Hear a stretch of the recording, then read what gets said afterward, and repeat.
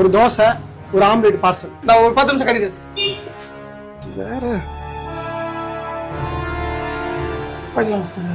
Sir எவ்வளோப்பா? 200 ரூபா sir.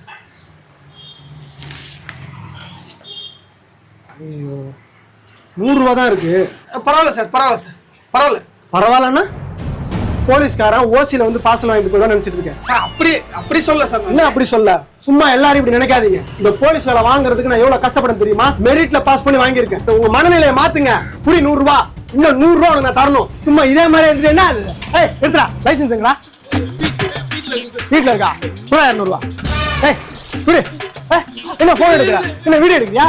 Video எடுத்து social மீடியால போடுவியா? எல்லா இடத்துலயும் நமக்கு ஆள் இருக்கு. புடா போ. எவ்வளவு தரணும் உனக்கு? 100 ரூபா. இந்தா புடி 200. தாயின் மணிக்கொடி சொல்லுது ஜெய் ஹிந்த்.